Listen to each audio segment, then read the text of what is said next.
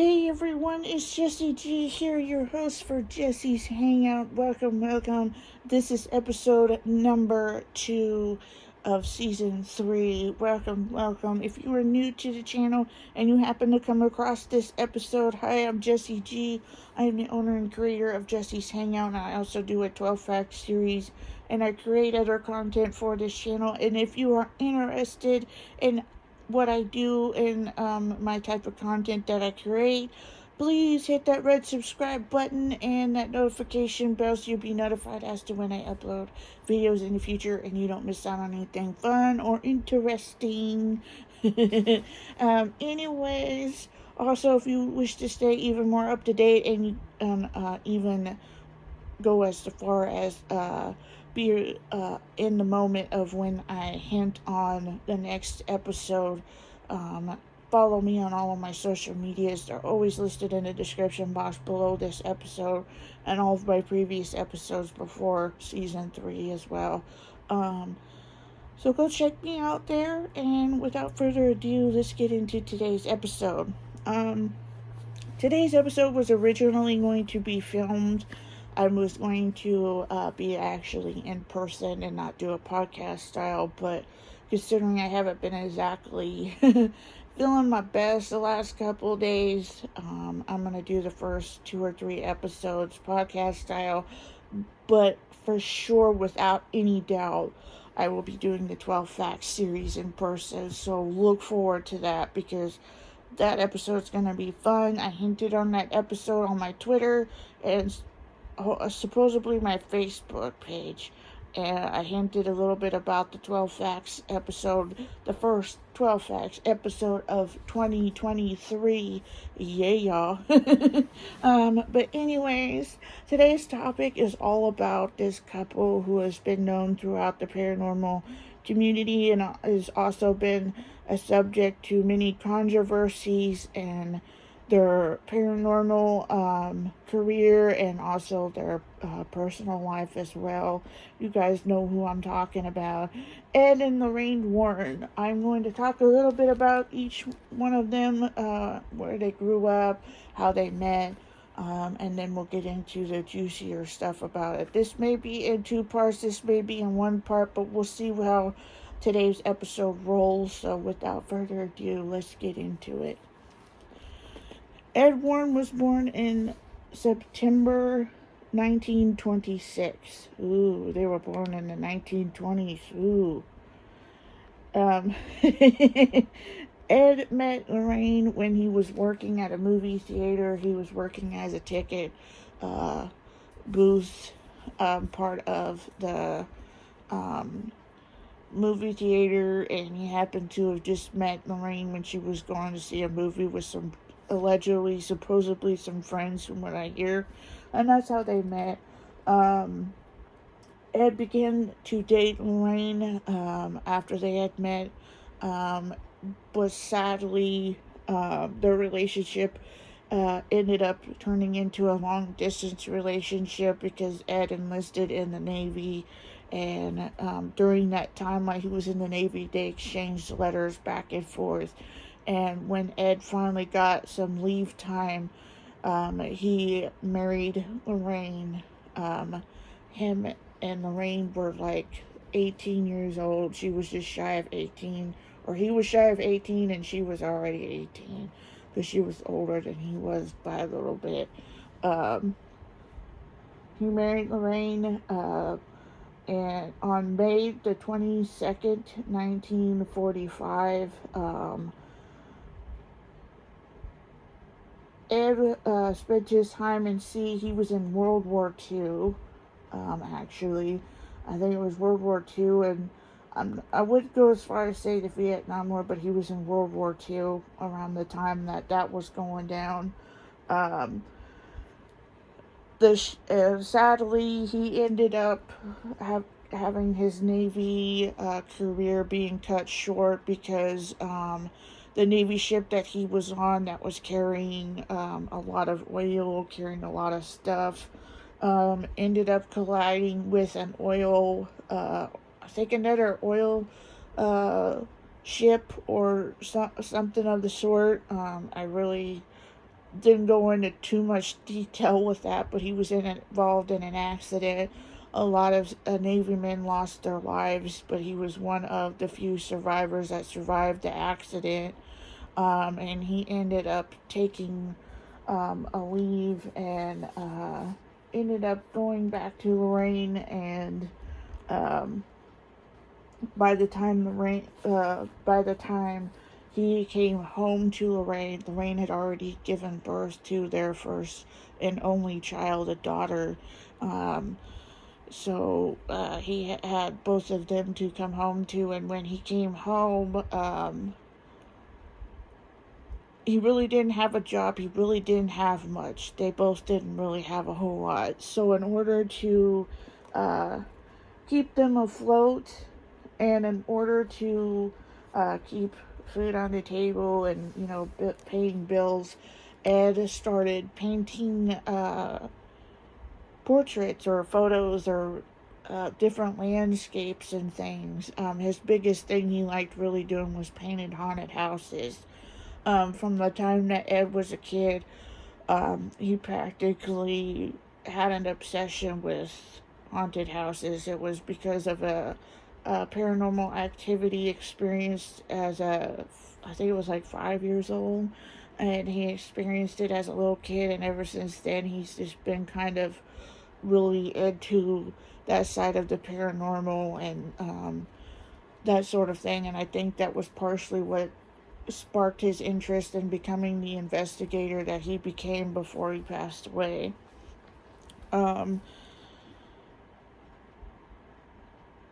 he used to sell his paintings for like little as to like $2 or $3 a painting, and it was also allegedly said that that was one of the ways that Ed and Lorraine Warren were able to investigate houses, because Lorraine would go up to him and say, "Hey, my husband loves painting haunted houses. Eddie painted your house. Eddie thinks it may be haunted. Have you experienced any unexplained activity?" or something along the lines of that. And that would be their way into investigating a home or a haunted place.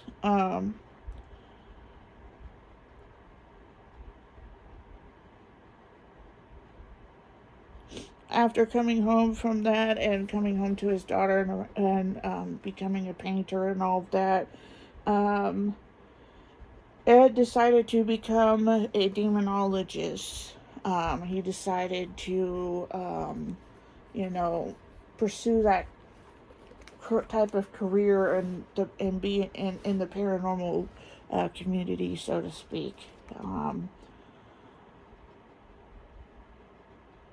He pursued that career until his death in August the 23rd of 2006. Um, he had a lot of heart complications, actually. He just had a lot of health issues. One of their first investigations they did that I will talk about was one of the things that I don't know if I had mentioned in here, but it'll be mentioned when I talk about Lorraine. Um, when Ed met Lorraine, um, and I'll talk a little bit about this. So let me talk a little bit about her, and you see what I mean. I don't want to give too much away before I talk about Lorraine. Lorraine Rita Warren was born on January the 31st, 1927. Lorraine always known that she was clairvoyant. Um, Clairvoyant, the best way I could put it is when somebody experiences an outer body experience. It's like having what you people would call a premonition in a sort of a way, but it's more of a it's more like she's actually living through say a killer or somebody who's going through a traumatic event, so to speak. And she's always known that she was clairvoyant, but one of the things people didn't know about it is Lorraine had a hard time accepting the fact that she was clairvoyant. She had the hardest time dealing with that. Um, some gifts that people are given when it comes to that sort of spectrum, it can be sometimes in some sort of a way a curse. Um, it can be sometimes a good thing, but it can also be a really big curse, and that was kind of how this was for Lorraine. This was how her situation was, and she really didn't talk about her gift much when she was a kid. It was kind of like one of those taboo things. It's like talking about the reproductive system, or talking about um, uh, things that are taboo, like sexuality and that type of stuff. The taboo things you would talk about. Well, that was one of the things that her parents and her family really didn't want to dive into. It was like something that they just didn't want to talk about. It was like they were scared to talk about it or something. Um, she knew that she was clairvoyant from the age of 9 years old. Um, Lorraine, like I said, she really couldn't talk about her gift. It wasn't until she was at school. She was talking to a friend of hers. When Lorraine went to school, Lorraine's parents were very, very, very, very religious. So she was in a private school where she went to I think it was like a Christian or a Catholic private school where you had to wear the uniforms and whatnot. And she was sitting there talking to a friend, and she was describing what she could see every time she looked at the nuns. When you're clairvoyant, there's like this little rainbow type colors over each nun, and each rainbow color, or so to speak, um, has a meaning to it. So she was kind of talking to a friend that way, and that was when uh, she kind of got in trouble for talking about it. So she couldn't really talk about it at school, and she couldn't really talk about it at home. So she really didn't have very many people to talk about it or express what was going on. Um, she really never wanted to be different. That was one of the other things I was talking about. She had a hard time accepting it as I was talking to you guys about it. She just didn't really want to be clairvoyant, but it was one of those things she just had to live with. But her life changed when she met Ed. When she met Ed, everything changed for her. I mean, literally everything. Um,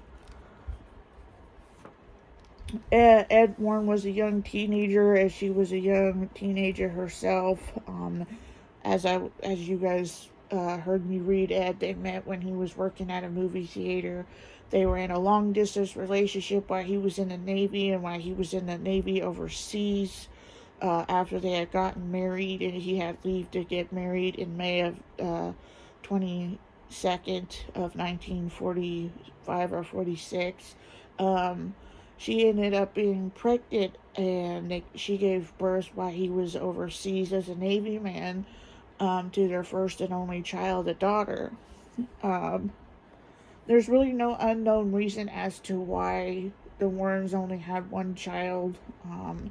Maybe it was because of the fact that they were paranormal investigators, and they were going through what they were going through, and I think they just didn't want to add more to the fire. I mean, that's a possibility. Um, but who knows? That was kind of between them two and God, so to speak. Um, let's see here. I got all my notes in front of me. um, Lorraine was actually 21 or 22 years old when she gave birth to her daughter. Um, it wasn't Ed didn't really know about Lorraine's gift when they met. Um, um, it wasn't until they went on a ship, or I think it was like a ship or some sort. It was I have it written in my notes here, I think.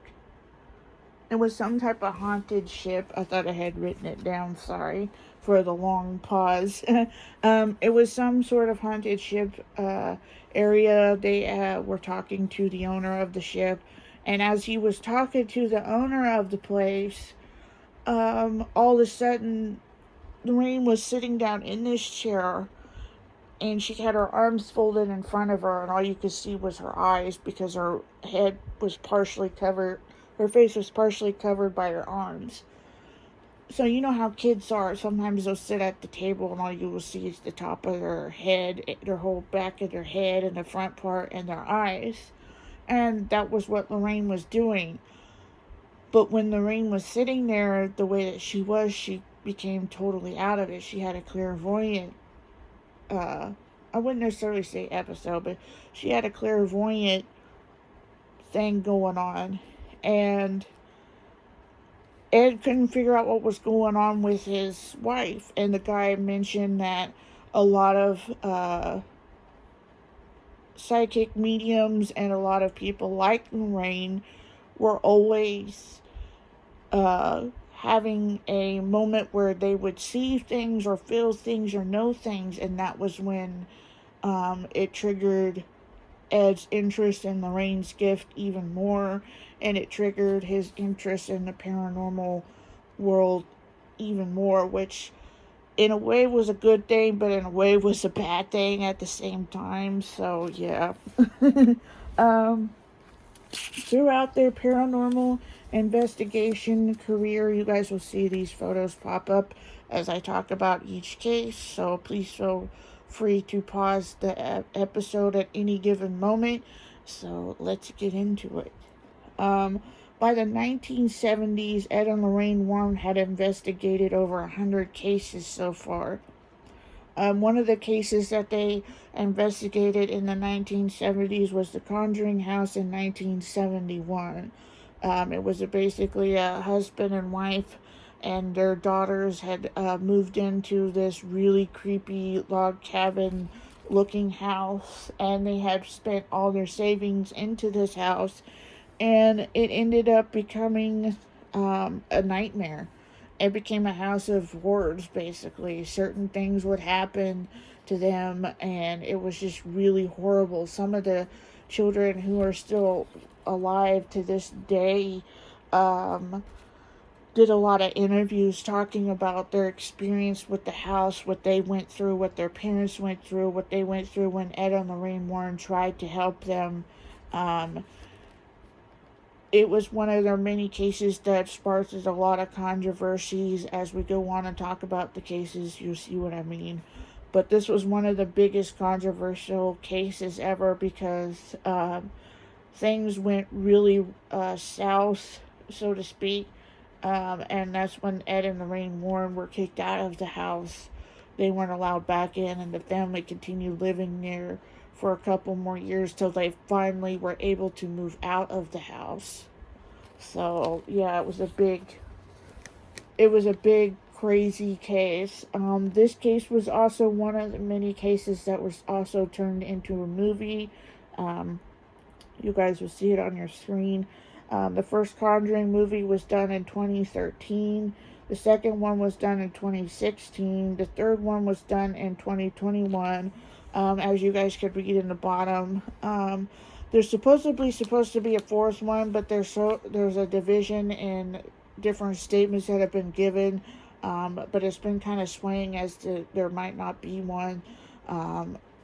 Who knows? Well, time will only tell. You know, they could say one thing and do another thing. You just never know. But it was one of the many cases they did that was really scary. This next case we're going to talk about was also turned into a movie. It was the Amityville House of Horrors. It was also turned into a movie in 2005. Basically, the story went like this. On November 1947, a man that lived in the Amityville house, Ronald D. Finn Jr., we're not sure exactly as to what happened, but he just, I think something sort of, I wouldn't necessarily say like a demon took possession of his body or something like that, but something in him basically snapped, so to speak, and he killed his entire family. And he was charged with the murders of his family and sentenced to prison. And the new owners took possession of the house only to abandon the house 28 days later due to the unexplained, horrible paranormal activities that occurred in that house. This was one of the other ones that was subject to a lot of controversies because Ed and Lorraine were subject to a lot of things. Some people believed that house was haunted. Some people didn't believe it, but I'm a firm believer that when something negative really happens and it's that horrible and it's that sinister and that evil, it leaves a very, very bad energy mark in that house. And sometimes it can be haunted. Not always, but sometimes it can be. And sometimes it's hard to, when it comes to paranormal investigations, it's sometimes hard for people to separate fact from fiction, if that makes if that makes any sense. So sometimes some paranormal investigators are one of those people who takes the time to really look into a case and really find out if this is a bunch of crap, so to speak. So there's that. This second case, we're going to be talking about here in a bit. This was the Conjuring 3 that we're going to talk about.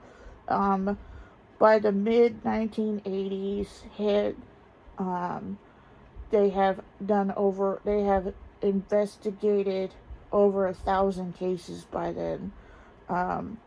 Over the 1970s until the 1980s. Ed and Lorraine Warren became really popular during that time. They became one of the top most investigators talked about, and it was a lot for them to handle, but it was also a lot for the daughter to go through at times. There was a docu-series done about her parents, and she was also interviewed in that. So you guys should, if you guys have the Discovery Plus app, you guys should go check that out. It was a really good series, or a really good docu-series, I should say. But anyways, before I go on into any further into this episode, I'm going to leave it here and we're going to go into part 2 because there's a lot. So this will be a 2 parts. I hope you guys enjoyed the first part. I hope you guys enjoyed today's episode. Please don't forget to like, comment, and subscribe and hit that notification bell. And also don't forget to go check me out on all of my social media. They're listed in the description box below this episode. So go check me out. Also, don't forget to go check out the recent episode number 1 of season 3, where I talked about the JonBenet Ramsey case. Go check that out. I hope you guys have an awesome evening, afternoon, morning, wherever you are watching or listening to this from, and I will catch you guys in part 2 of Ed and Lorraine Ward.